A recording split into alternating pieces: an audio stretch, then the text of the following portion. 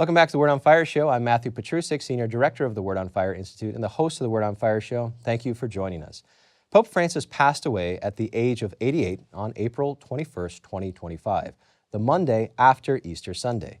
By the time this episode airs, Francis will already have been laid to rest, and the world may already know who the next pontiff is.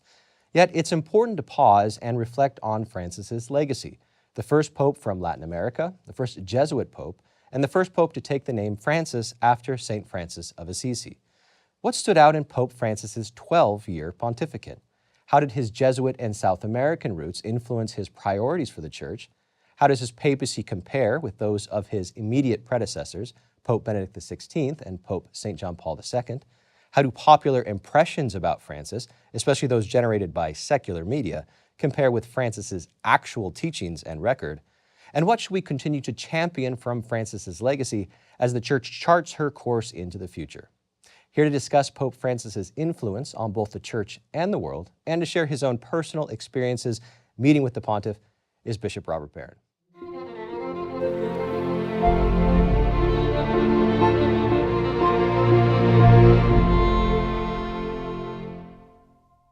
Bishop, welcome back to the studio. Thanks, Matt. Always good to be with you. Today we're looking at the legacy of Pope Francis, how he's affected the Church and how he's affected the world. But before we actually get into the content of the show, you've actually been very busy lately honoring that legacy. Yeah. So what have you been up to? As we record these words, the Pope died just a few days ago. And so the very day he died, I was on radio and television pretty much the entire day doing interviews. And I've written a couple things assessing the legacy of Francis. So, it's a good time for that kind of retrospective look at his life. And so that's what I've been up to a lot, as well as trying to run this diocese. You gave a mass yesterday, right? I did indeed, yeah. Last night, as we record these words, I had a mass here at our co-cathedral in Rochester in honor of the Pope and praying for the Pope. I told the people, I said, every time you met with the Pope, either individually or as a group, he would always say, pray for me. And then he'd say, I mean it, pray for me. So I told the people, hear those words tonight, is let's continue to pray for the Pope. Well, that's a great bridge to the first question that we have. Yeah. We're going to look at some of the theological dimensions of his papacy and also look at some of his background. But you actually got to meet the Pope on several occasions. What were those encounters like? They were all good. The first time I met him was at what we call Baby Bishop School. When every year in September, usually the bishops named that year gather in Rome for a series of lectures and talks. At the end of it, we meet the Pope. And so he was very generous, with his time. He shook hands with everybody. So toward the end of it, I came up to him with my two brother bishops from Los Angeles at the time, and we were called the triplets. He called us that to Archbishop Gomez. Oh, you're triplets, And so when the first Joe Brennan, now the Bishop of Fresno, came up to the Pope, he said, "I'm one of the triplets of Archbishop Gomez," and the Pope just lit up. And where are the other two? And then we came up and. I really treasure this picture I have back in my house of the three of us. We're all kind of beaming, and I'm shaking hands with the Pope. So that's the first time I met him. And, he knew from the beginning this work I do in media. Because when he saw me, he goes, the one who makes the airwaves tremble, or something like that, And then every subsequent time that I would see him, we weren't intimate friends, but I'd run into him at these different events. He always acknowledged that he knew the work I was doing in preaching and evangelizing. So he was very warm, very generous, gregarious, usually had a joke or a smile of some type. I would speak to him in Spanish, typically. One time, I have this picture in my house. I came up to him, and he just started speaking to me rapidly in Italian. And he's gesturing like this, and I had no idea what he was saying. Before I had the presence of mind to say, like, en español, por favor, santo padre, it was over. You meet the Pope and things move on. So there's this picture, and there I am smiling, and he's like this, smiling, and he's talking to me. So everyone says, "What did he say?" And I say, "I don't know." But the other times we spoke in Spanish, and he was delightful and easy to talk to, and It's also important to recognize before we get into his actual legacy, the circumstances that led to his papacy. Pope Benedict XVI resigning. Super unusual. Yeah, so say a little bit about that. What kind of impact did you notice on the Church having two? I know Benedict was not Pope, but right. having both of them alive at the same time, oftentimes in proximity to each other. Right, and it was certainly peculiar. I remember the morning, I woke up and my cell phone had just lit up with messages because the Pope had resigned, and no one was expecting that, and it set up a completely unique situation. It hadn't happened in 600 years, and so no one really knew what to do. I remember questions about what do we call former Pope Benedict, and will he be Cardinal Ratzinger again, and will he live in Rome? Will he go back to Germany? What would he wear? Would he wear a black cassock like a cardinal? So that people had all those questions, and they settled eventually on Pope Emeritus, which was a peculiar new title. He decided to live in the Vatican, dressed as the Pope, except I think for the white mozzetta. He didn't wear that. Yeah.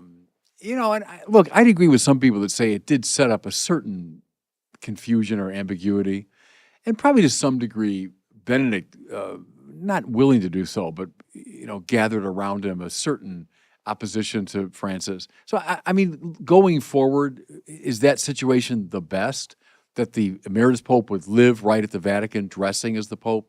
I don't know. We could debate that maybe. Let's say a Pope does resign in the future, would it be better for that Pope to go back to his home country, to revert to becoming cardinal again? I mean, I don't know. We can debate that. I think generally they got along famously, and I think Benedict was very good not interfering with Francis. I think he did, for the most part, retire into prayer and study, and he did some writing, which has come out since he's died. So I think generally it worked out fine, though there might have been some ambiguity about it.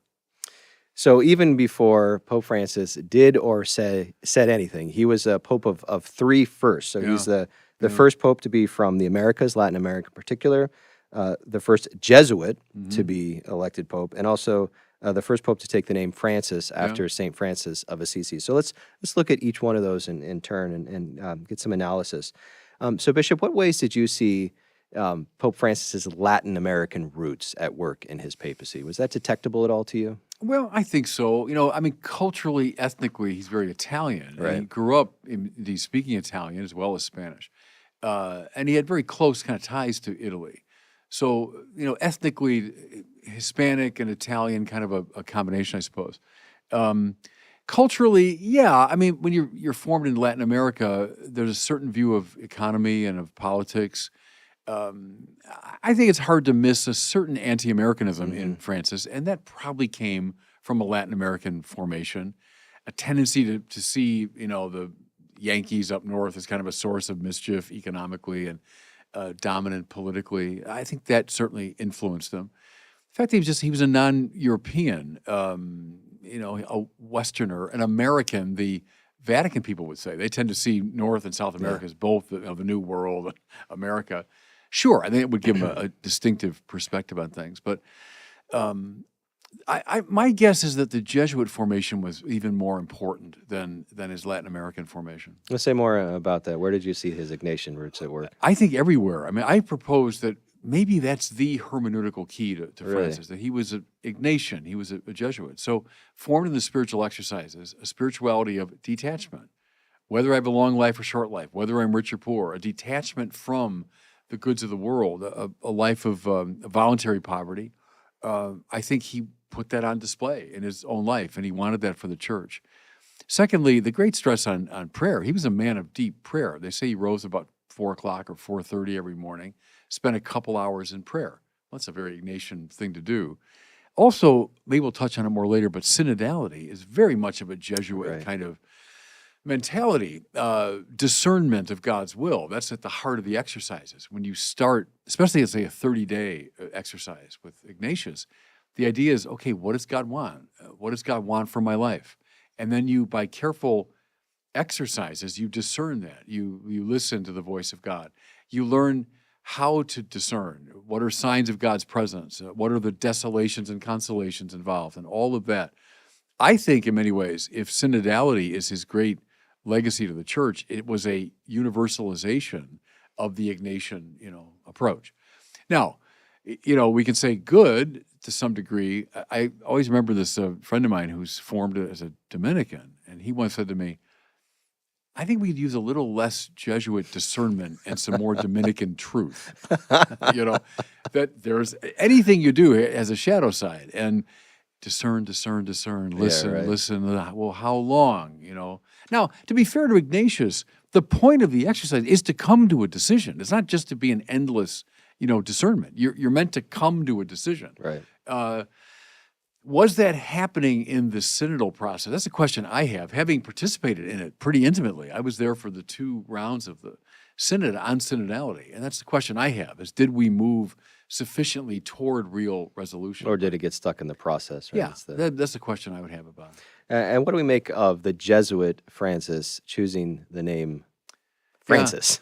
Well, I remember I was over there 12 years ago doing commentary, and when the name, he's Francis the First. We were calling him at the time Francis the First. And people said, "Oh, is it Francis of Assisi or is it Francis Xavier, the great fair Jesuit?" enough, yeah. And so I remember saying, "Well, I don't know, why not both?" And he is a Jesuit, and he talks about the church going on mission, and Francis Xavier is the great missionary.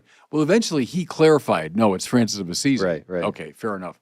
But, he had the Jesuit discernment spirit, but also that missionary spirit. Mm-hmm. And I think that brought him in line with Vatican II, with John Paul II, new evangelization. I think that Ignatian missionary impulse was very deep in Francis. Let's now look at some of Pope Francis's distinctive theological and moral priorities and his style of church governance. So, Bishop, on several occasions, you've described Pope Francis as a master of what you've called the beau geste. Yeah. What do you mean by that? Well, we often comment John Paul II was an actor and had a sense of theatricality about him. I think Francis did too. He wasn't trained as an actor, but he had a sense of beau geste, the kind of beautiful gesture that expresses the Christian faith maybe better than 10,000 words would do it. You think of the embrace of that man who was severely disfigured. It was early in his papacy. You think of the paying his bill at the simple clerical residence. I know where that place is, and indeed it is a very simple residence. He didn't live in Vatican splendor. He could have, but he chose to live there. He knew that on the world stage, some of these things, or one of my favorite stories, because I was there in 2015 when he came to America. His only visit to America, and I had just been named a bishop, and I was standing with all my brother bishops on the front steps of St. Matthew's Cathedral in Washington, and we're waiting for the Pope to arrive, right? And one after another, these big stretch limousines come up, big cars, black, shining limousines, and presidents and prime ministers getting out, and Congress leaders and cultural figures. I mean, a lot of them, a lot of limousines. And then comes this little putt-putt, this little car, this little Fiat, I think it was, and out pops the Pope. And it was so incongruous that we all laughed. Everyone broke out in laughter, and he laughed. He kind of looked up and laughed at it. And that was a beau geste. It was a way of saying, okay, I'm not arriving in a limousine. I'm arriving in this simple car. And you could say, okay, it was very self-conscious. Maybe it was, but it was a way of trying to express symbolically what he wanted expressed. Yeah, and that moment of comedy as well, right? Yeah. Oh, he was very funny, and usually with an edge. Now, my Spanish is not good enough to catch all of his nuances. You'd be able to do that, but everyone that dealt with him that I ever talked to said he usually had a little jab or a little edgy comment or a little sarcastic remark. Not mean-spirited, but edgy, in his humor, which people have told me is very Argentinian. Oh, that's very Argentinian. Right. Yeah. Right. The more they love you, the more insults you're going to hear. Right. So one of Pope Francis' most memorable ways of describing the church was as a field hospital. Yeah. Now, unpack that a little bit for us. What do you think he meant by that, and how do you see that in his papacy? Yeah. I always liked that. That was that interview we did very early on. It was reprinted, I think, in America magazine over here. I like it for a lot of reasons. One is the church as a place of healing right at the place where the wounds are being endured. So not the hospital set back a long way away, but right there at the battlefield, a field hospital. He wants the church that goes out from the sacristies and goes into the places of suffering to bring healing. But secondly, I think this is often overlooked. A field hospital is not where you're treated for like an ingrown toenail. I mean, a field hospital is where you're being treated for massively dangerous wounds. I think he knew there were a lot of walking wounded in our culture, especially in the West, our postmodern culture. Mind you, he talked about going to the margins famously, but not just the economic margins. He meant, as he said, the existential margins. Mm-hmm. Those who are alienated from the church, alienated from meaning and purpose, and who are the walking wounded accordingly. That's where the church needs to go. Anyway, I always took, Matt, comfort. Word on Fire, that was our inspiration, was to go out to the existential margins, is to use the media that are now giving us access to that world in a way we did not have, and to bring the gospel to people who are indeed very wounded. So I've always liked that image. That's right, and not reducing care for the poor just to the Right. material poor. Not just the right. material poor, Yeah. right? So another one of Francis' ongoing priorities was to prophetically call both the church and the world to avoid embodying what he described as a throwaway culture, Yeah. and to resist adopting a technocratic paradigm, or as he also put it, a technocratic mentality. What did he mean by that? I like all that. That's all from Laudato Si. And Laudato Si, I think, is a very important document, and it's written off by its critics as, oh, that's the global warming, letter. That's the Pope who's just kind of a Euro left environmentalist. That's not fair to that letter. I mean, you quarrel with it, as I do. I quarrel parts of it. At one point in Laudato Si, he mentions mangrove swamps. And I thought, I don't know if we have to get into literally the weeds that much in a papal. Anyway, but it's a document I respect a lot because the technocratic paradigm, he's going after modernity there. Go back to Descartes and Bacon, people like that. Descartes says we have to use our minds to master nature. Aristotle begins with the contemplation of nature. That's a whole different attitude than master nature. Francis Bacon says put nature on the rack and make it give up its secrets. Okay, it's a little aggressive, And what it gave rise to, he thought, was an anthropocentric, very human-centered, technocratic. I'm going to use technology to dominate nature so I can live longer and more comfortably. Okay, now he's not bad-mouthing technology and modern medicine, all that's great. But the attitude that can come to dominate, that we don't respect nature, we're not part of nature.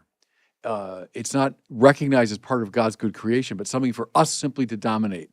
That's a serious problem. And there, he does indeed go back pre-modern to people like Francis of Assisi. That's right. Yeah. People like St. Thomas Aquinas, clearly, and the Bible, which has a very strong sense of, I'm not going to call it environmentalism, I'm going to call it a keen sense of God's salvific purpose for all of creation. Right. Yeah.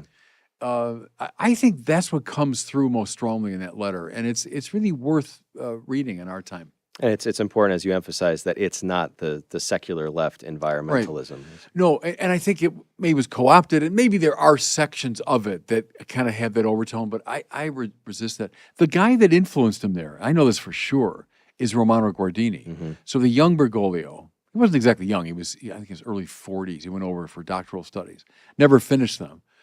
I know why. He's too old. You can't begin doctoral studies when you're 40. You can't. You got to start it when you're young enough to be able to read and concentrate. I find this very touching or poignant. They say that when he was over there, he was so homesick that he would go to the airport. I don't know where he lived, but one of the big airports, and he'd watch the planes leaving for South America. Oh my gosh! Yeah, so he was too old. But anyway, he went to study Romano Guardini. And Guardini, read his wonderful letters from Lake Como, written back in the 1920s.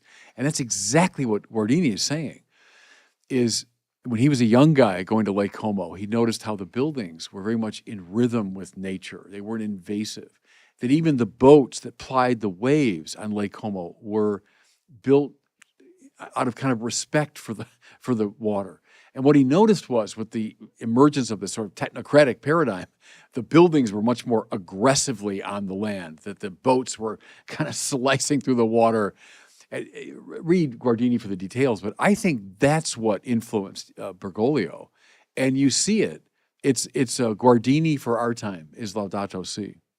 Another moment in his, or turn of phrase that brought him a lot of criticism is that he just said we have to understand private property in relationship to the principle of the universal destination of goods. And there were some who said, that's Marxism. Yeah, but you're saying, you said, no, it's Thomism. Right. And he's very misunderstood there. There's a Marxist way to handle those questions, but that's not what he's doing there.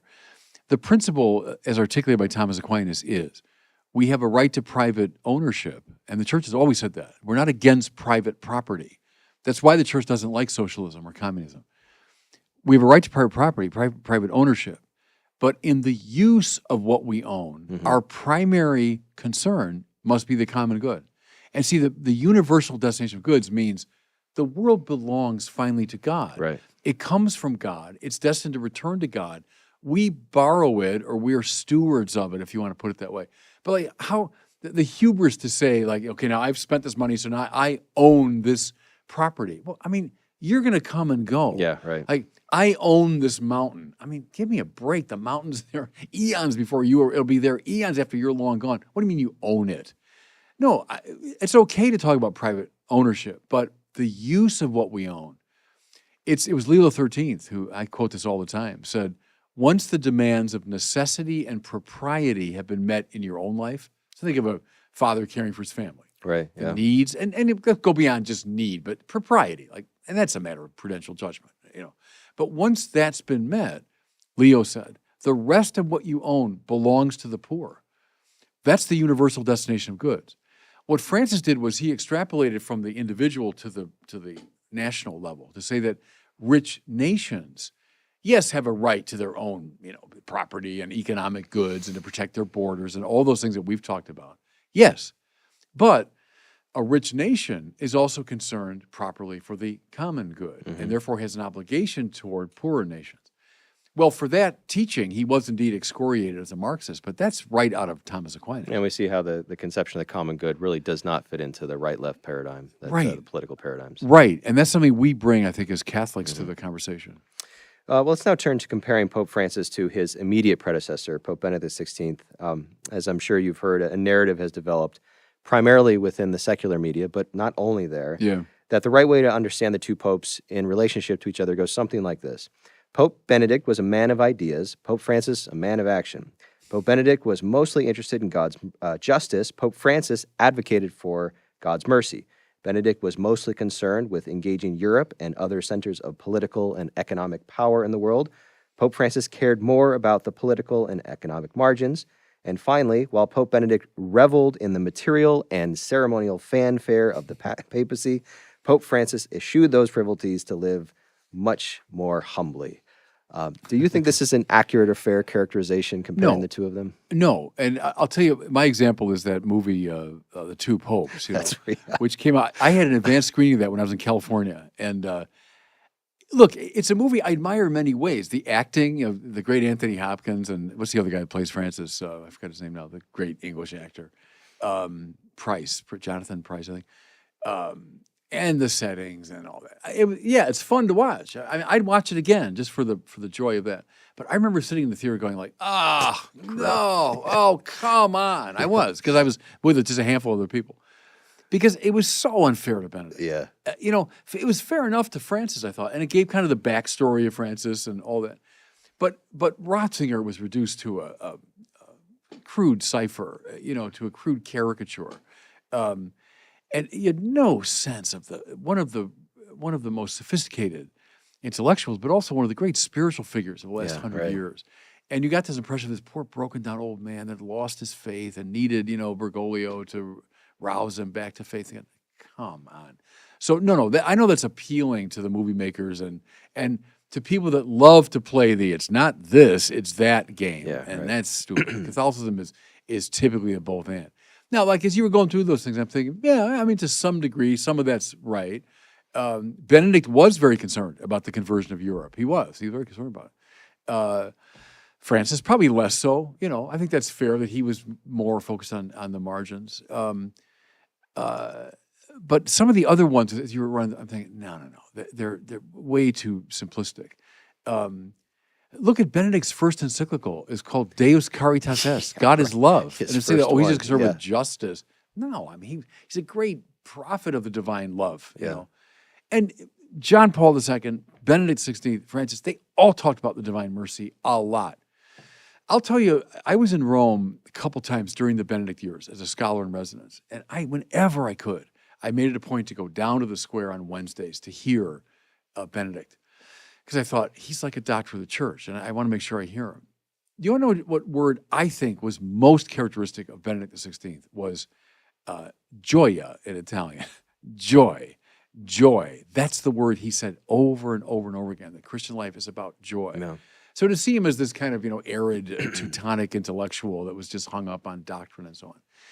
You know, the question of of simplicity versus, liturgical finery. Yeah, I think Benedict, sure, was happier to use things like the little papal hats and the mosettas and that sort of thing. But he was not a man of like personal vanity at all. Yeah, I mean, right. anyone that knew him as a person of great simplicity of life. Is there a legitimate role to be played in the church in a liturgical setting, to give glory to God and to heighten people's sensibility to the transcendent? That's what those things are meant to do. Like anything else, they can be overdone and they become excessive. Of course, they can. But I never sensed that in Benedict you had like this guy that was preoccupied with his appearance. And no, he was sensitive to the way the liturgy honors God and how these things elevate people's consciousness. Francis had a different approach. But I'll tell you about Francis, though, because a number of times I was there when he was celebrating the Mass. And he had a very austere liturgical style. It wasn't like the church I grew up in of like, hey, everybody, good morning, how you doing? And there was none of that with Francis. He was very Jesuit, I think, very kind of subdued and focused. And he was very reverent, a very reverent approach to the liturgy. So all those caricatures, they catch some truth here and there, but they largely miss it. Well, before turning to looking towards the future, based on what we have in Francis' legacy, you have expressed some charitable criticisms of Francis' papacy, and I'd like to give you an opportunity to express some of those concerns and Sure. and what you found troubling about them. Well, I mean, one thing I'd say is he was a rhetorically gifted man, not in the refined manner of like a John Paul II or Benedict. He was rhetorically gifted in the manner of a parish priest giving a homily at morning mass. He was very good at that kind of off-the-cuff rhetoric. He had a very colorful way of speaking. But a danger of that, I thought, was a certain lack of refinement at times, where he would fall into the it's not this, it's that approach to things. A tendency for either or black and white thinking as opposed to the very Catholic both and. And whenever I catch him saying, not like this, I go, oh, God. No, usually it's like this and like that. And we have to kind of find a balance. Right. So I quarrel at times with that. And make that a little more specific. His targets so often were conservative Catholics. And, look, Francis, to his great credit, he didn't change any doctrines. That was a great concern that conservatives had over the years. Like, oh, he's going to change. Name one doctrine Francis changed. Nothing. Moral doctrine, the great liberal desire. Let's have married priests. Let's have end of celibacy. Let's have women priests. Let's have loosening of sexual morality, abortion, transgenderism. Nothing. Yeah. He gave on nothing of that. The great Catholic collapse before the culture didn't happen on his watch. Okay. But that's why I find it puzzling in a way that he was so tough on conservative Catholics. And they were the object often of his sharpest kind of rhetorical rebukes. I remember one time, I think it was the first round of the synod on synodality, he rarely spoke, to his credit, because he knew that if he spoke as the Pope would kind of end the conversation. So usually he didn't speak. But one time he asked to speak to the entire gathering.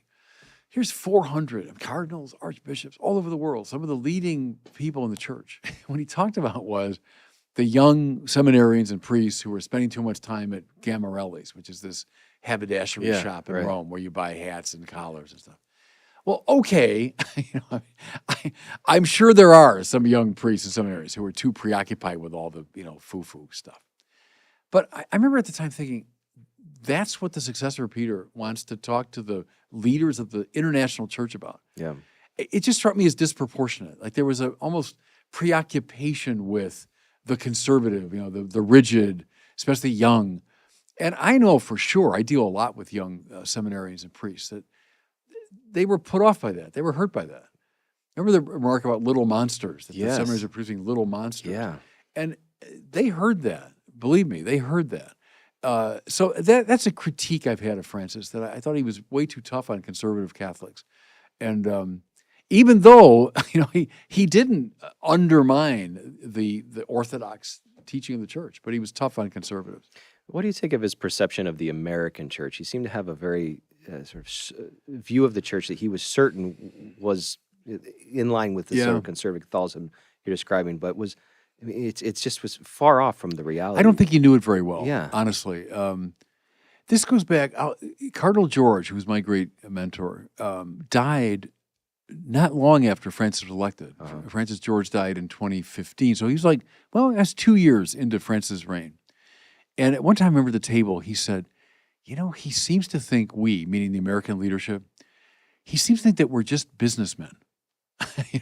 This view of like these capitalist Americans preoccupied with money and the cardinal, he wasn't angry. He had this puzzled look like, where's that coming from? And doesn't he know, in fact, it's a pretty vibrant church and there's a lot of life in the American church, especially among young people. Right. And he must have known too that, let's face it, the more living parts of the church are the more orthodox ones. You look at the Church of Germany or other countries in Western Europe where a liberal Catholic model has come to hold sway. They're dying on the vine, I used to say at the synod, I said it many times, why are we preoccupied with the German church? Why don't we look to the Nigerian church, which is flourishing in every way? 94% of Catholics go to Mass on Sunday, seminaries bursting, evangelization proceeding apace. Why aren't we looking to the Nigerians saying, hey, what are you doing right here? So there was this kind of preoccupation, I thought, with the Western, liberal sort of model, when in fact the American church had lots of signs of life in it. So yeah, I sensed that, with him, and it bugged a lot of us. We thought, he doesn't really understand the American church that well. He came precisely once to visit, and I remember he said on that trip how surprised he was at the crowds that received him. And we're like, why would you be surprised? Exactly. You're the Pope. This is a vibrantly Catholic community. Of course they're going to come out in great numbers. So the fact that he was surprised by that, we thought was surprising. And there's nothing wrong with having an entrepreneurial spirit within the church, right? I mean, coming from Word on Fire, I mean, there's many groups that have been founded here that are doing great work that do embrace that kind of spirit of creation. Right. And, and I also understand that there were some wealthy Catholics in our country, that were a little reluctant to be giving a lot of money when the Pope was so kind of relentlessly critical of like American capitalism and so on. It deserves critique, as we were saying earlier. Of course it does. But yeah, there was, I think, and I would say born of the South American experience, a certain suspicion of the U.S. Well, before we turn to our listener question, to draw our conversation to a conclusion here, what do you think from Francis's legacy is something we should preserve moving forward? A lot. I think the church that goes out from itself, which I think is right out of Vatican II. It's Lumen Gentium. It's Paul VI. It's John Paul II. It's Benedict. He continued. I heard with my own little ears at the Ad Limina visit with the California bishops when he said, the key to my papacy is Evangelii Gaudium, right? The joy of the gospel. His letter, cleverly titled, by the way, it's combined Evangelii Nunciandi of Paul VI with Gaudium et Spes of Vatican II. Evangelii Gaudium, and he said, that's the key to my papacy. Good. I think it puts him right in line with his predecessors. Also, I would say, Matt, he's the Pope of mercy. The fact that his favorite word was misericordia. Misericordia, mercy, mercy. If John Paul called us to heroic sanctity, which he did, he himself was a saint, and he was a hero, and he called us appropriately to be heroes of the faith. Good. But, and I saw this firsthand in seminary work, what do you do when you can't live up to that? And that's all of us sinners, right? You can't live up to that. You need the field hospital. You need the healing balm of Christ. You need the word of mercy. And I think that's how I read like John Paul and Francis together.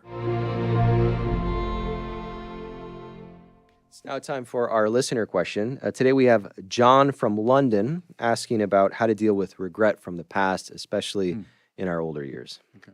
Dear Bishop Barron, my name is John from London. As an older person, how does one come to terms with regret for mistakes and decisions which cannot be changed? How can one look forward rather than beating oneself up all the time? Thank you for Word on Fire. Yeah, thanks for that question. I don't know precisely what kind of regret you're talking about, but one great grace we have in the Catholic Church is confession.